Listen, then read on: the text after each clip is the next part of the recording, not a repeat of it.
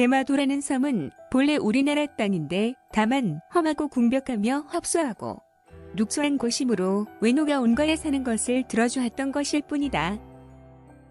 그런데 이에 감히 개처럼 도둑질하고 쥐처럼 훔치는 흉기를 품어서 경인년 이후로부터 변경해서 방자하게 날뛰기 시작하여 우리 국민을 살해하고 우리 백성의 부형을 잡아가고 가옥을 불태운 탓에 고아와 과부들이 바다섬 속에서 울고 헤매지 않는 해가 없었다. 이에 또 짖는 선비와 어진 사람들이 발뚝을 걷어붙이고 탄식하며 놈들의 살을 씹어먹고 놈들의 살 가죽을 깔고 자려고 생각한 지가 몇 해가 되었다. 조선왕조 실록 세종 1년 6월 9일 조선의 태종이 대마도 정벌을 명령하면서 말한 내용이다.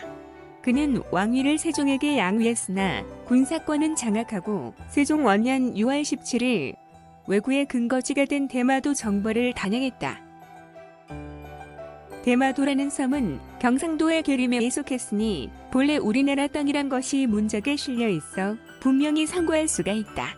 조선왕조 실록 세종 1년 7월 17일 대마도가 속주라는 일식은 고려 때부터 있었다. 고려 중역 대마도주에게 구당관과 만호라는 관직을 내린 사실이 이를 뒷받침한다. 본격적인 속주화 작업은 조선 세종 때 이뤄졌다. 1419년 이 종무 장군이 병선 227척에 1만 7천 명의 대군을 끌고 대마도를 정벌한 것이다. 정벌 다음 해인 세종 2년 윤정월 10일 대마도주는 사절을 보내 대마도는 조선을 주군으로 하며 그 주명을 지정받고자 한다. 동시에 조선 조정에서 주군인을 세워해달라고 요청해왔다. 우리 섬으로 하여금 영토 안에 주군의 예에 따라 주의 명칭을 정하여 주고 인신을 주신다면 마땅히 신하의 도리를 지켜시키는 대로 따르겠습니다. 조선왕조 실록 세종 2년 윤일월 10일 동년 동월 23일 조선은 대외적으로는 외무장관 일을 맡는 예조 판서 허조를 통해 대마도를 다시 경상도에 애속시키고 도주를 태수로 봉했다. 대마도는 경상도에 애속되었으니 문의할 일이 있으면 반드시 본도 관찰사에게 보고를 하여 그를 통해 재반사를 보고하도록 하고 직접 본조에 올리지 말도록 할 것이요 겸하여 요청한 인장과 하사하는 물품을 돌아가는 사신에게 붙여 보낸다.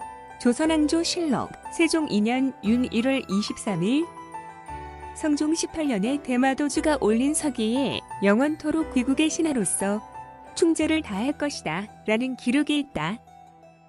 영원토록 귀국 속국 변방의 신하로서 충절을 다할 것입니다. 조선왕조 실록 성종 18년 2월 7일 또 16세기의 조선 조정이 펴낸 지리서인 동국여지 승남에도 대마도는 옛날에 우리 계림에 속해 있었는데 언제 외인들의 소굴이 되었는지 알 수 없다. 고 쓰여 있다. 18세기 중반에 제작된 해동지도는 우리 영토는 백두산이 머리가 되고 태백산맥은 척추가 되며 영남의 대마와 호남의 탐나를 양발로 삼는다. 고명기했다. 우리 영토는 백두산이 머리가 되고 태백산맥은 척추가 되며 영남의 대마와 호남의 탐나를 양발로 삼는다. 심지어 임진왜란 당시 도요토미 히데요시의 부하가 만든 팔도총도라는 지도도 대마도를 조선 영토로 표기했다.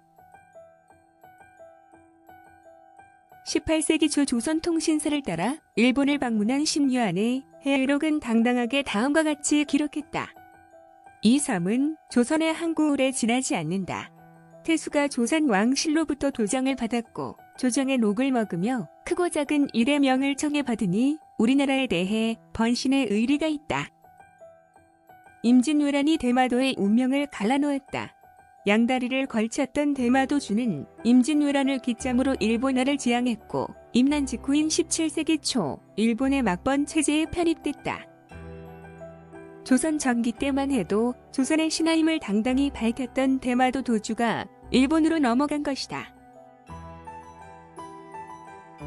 19세기 후반 일본 메이지 정부는 대마도를 일본의 행정구역에 공식적으로 편입시켰다.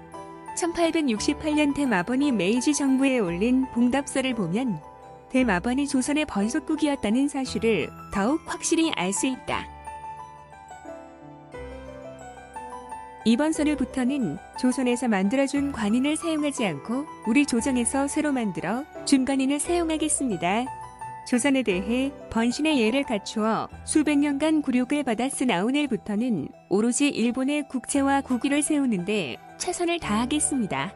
명치원년 10월 8일 대마도주 종리달. 정부 수립 직후인 1949년 1월 8일 이승만 대통령이 신년 기자회견에서 일본의 대마도 반환을 요구해 현해탄의 거센 파도를 불러일으킨 것도 그런 배경 때문이었다. 이에 당황한 일본의 요시다 내각은 연합군 최고사령부의 메가더 장군에게 이 대통령의 요구를 막아달라고 손을 내밀기도 했다.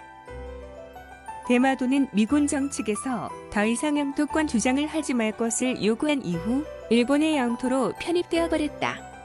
그러나 우리가 포기하지 않는 한 여전히 수복해야 할 우리의 영토로 남아있을 것이다.